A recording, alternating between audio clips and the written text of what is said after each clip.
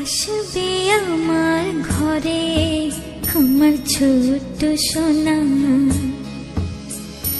ভরিয়ে দেবে খুশির।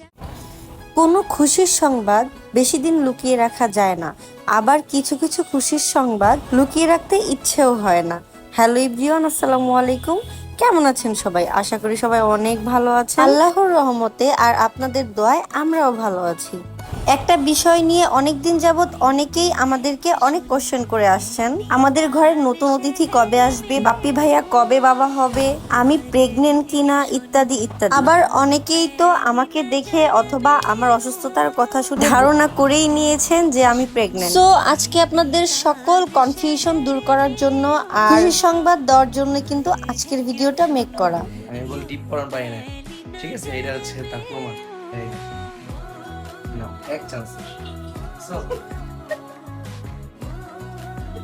এইদিকে দেখেন, আমার জামাই আমাকে টিপ এক চান্সে পরাই দিবে বলে কোথায় টিপ পরাই দিছে। আর বাপ্পি কিন্তু সব সময় এমন উল্টাপাল্টা কাজ করে। তো যাই হোক, আসল কথাই ফিরে আসি। আসলে প্রেগনেন্সিটা এমন একটা ব্যাপার যেটা কিন্তু বেশি দিন লুকিয়ে রাখা যায় না। প্রেগনেন্সির সময় প্রতিটা মেয়ে শারীরিকভাবে নানা ধরনের পরিবর্তন দেখা যায়, আর তা থেকেই কিন্তু অধিকাংশ মানুষ বুঝে যায় যে তাদের ঘরেও একটা ছোট্ট সোনা আসার সময় হয়ে গেছে। আলহামদুলিল্লাহ আলহামদুলিল্লাহ, আল্লাহর অশেষ রহমতে আমরাও 2 থেকে 3 হতে যাচ্ছি। ভাবতেই একটা অদ্ভুত শান্তি লাগে। আমাদের ঘরেও একটা ছোট্ট মিষ্টি সোনা আসতে চলেছে।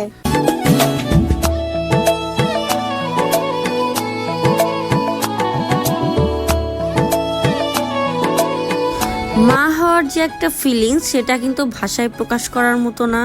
তাও আবার সেটা যদি হয় প্রথমবারের মতো মা হওয়ার ফিলিংস। মহান আল্লাহ তাআলার দরবারে হাজার হাজার শুকরিয়া, প্রথমবারের মতো বাবা হতে যাচ্ছি।